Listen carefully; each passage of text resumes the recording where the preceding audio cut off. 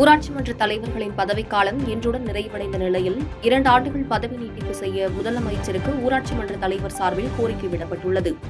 தேனி மாவட்டம் சின்னமனூர் ஊராட்சி ஒன்றியத்திற்குட்பட்ட பொட்டிபுரம் கிராம ஊராட்சி மன்ற தலைவராக செயல்படுபவர் செல்வராஜ். இவர் கடந்த 2019ஆம் ஆண்டு ஊராட்சி மன்ற தலைவராக தேர்ந்தெடுக்கப்பட்ட நிலையில் கொரோனா காலகட்டங்களில் பொதுமக்களின் பாதுகாப்பு, நோய் தடுப்பு நடவடிக்கைகளில் மட்டும் கவனம் செலுத்தப்பட்ட நிலையில் 3 ஆண்டுகள் மட்டுமே மக்கள் நலத்திட்ட பணிகளில் ஈடுபட முடிந்தது.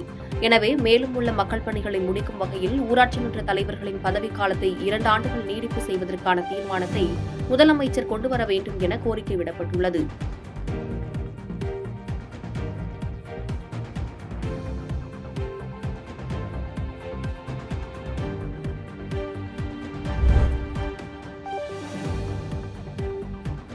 குளித்தலை அருகே ஆரட்டிமலையில் ரூபாய் 22 லட்சம் மதிப்பில் கட்டப்பட்ட ஜல்லிக்கட்டு வாடிவாசலை மின்சாரத்துறை அமைச்சர் செந்தில் பாலாஜி திறந்து வைத்தார். கரூர் மாவட்டம் குளித்தலை அருகே தோகைமலை ஒன்றிய பகுதிகளில் பல்வேறு நலத்திட்ட பணிகளின் கீழ் கட்டி முடிக்கப்பட்ட கட்டிடங்களின் திறப்பு விழா நடைபெற்றது.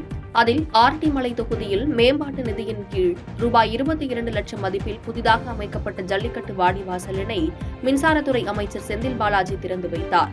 அப்போது பேசிய அவர், வரும் 16ஆம் தேதி நடைபெறும் ஜல்லிக்கட்டு போட்டியில் கலந்து கொண்டு அதிக காளைகளை பிடித்த நபருக்கு முதல் பரிசாக கார் மற்றும் 2ஆம் பரிசாக பைக் வழங்கப்படும் என தெரிவித்தார்.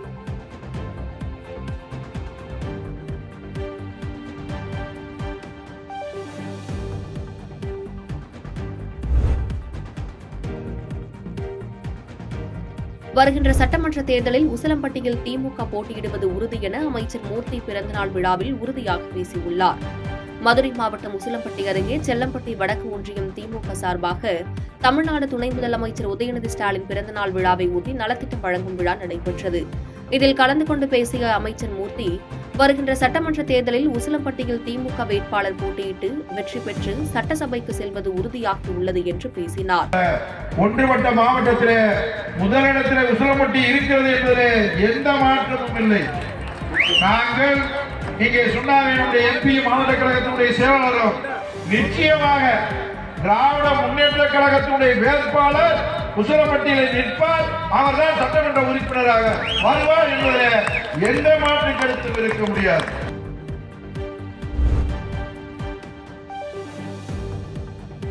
ஒசூர் அருகே சகோதரர்களுக்குள் ஏற்பட்ட நிலத்தகராறில் குடிபோதையில் தம்பியை அடித்து கொலை செய்த அண்ணனை போலீசார் கைது செய்தனர். கிருஷ்ணகிரி மாவட்டம் ஒசூர் அடுத்த பட்டவாரப்பள்ளி கிராமத்தைச் சேர்ந்த ஸ்ரீராம், முனிந்தரா ஆகிய இருவரும் உடன் பிறந்த சகோதரர்கள். இவர்களுக்குள் அவ்வப்போது குடிபோதையில் நிலத்தகராறு சம்பந்தமாக வாய் தகராறில் ஈடுபட்டு வந்ததாக கூறப்படுகிறது. இந்நிலையில் நேற்றிரவு இருவரும் மாறி மாறி வாக்குவாதம் செய்து தகராறில் ஈடுபட்டு வந்தபோது ஆத்திரமடைந்த அண்ணன் ஸ்ரீராம் தம்பி முனிந்தராவை கட்டையால் தாக்கி கொலை செய்துள்ளார். இதில் ரத்த வெள்ளத்தில் விழுந்த முனிந்தரா உயிரிழந்த நிலையில் தகவல் அறிந்து வந்த போலீசார் அவரை மீட்டு மருத்துவமனைக்கு அனுப்பி வைத்து அண்ணன் ஸ்ரீராமை கைது செய்தனர்.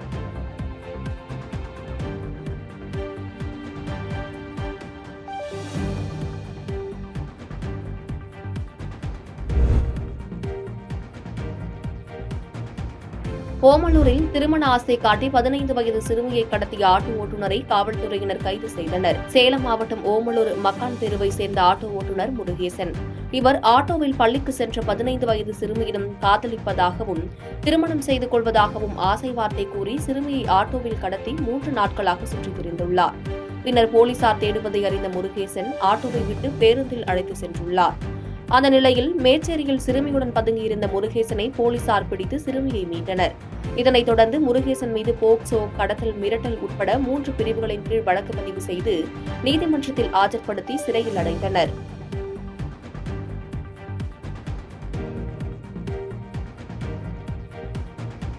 பாதகம் செய்பவரை கண்டால் நாம் பயம் கொள்ளலாகாது பாப்பா. மோதி மிதித்துவிடு பாப்பா, அவர் முகத்தில் உமிழ்ந்து விடு பாப்பா. அண்மை செய்திகளை உடனுக்குடன் தெரிந்து கொள்ள இணைந்திருங்கள் எம் நாடு தொலைக்காட்சியுடன்.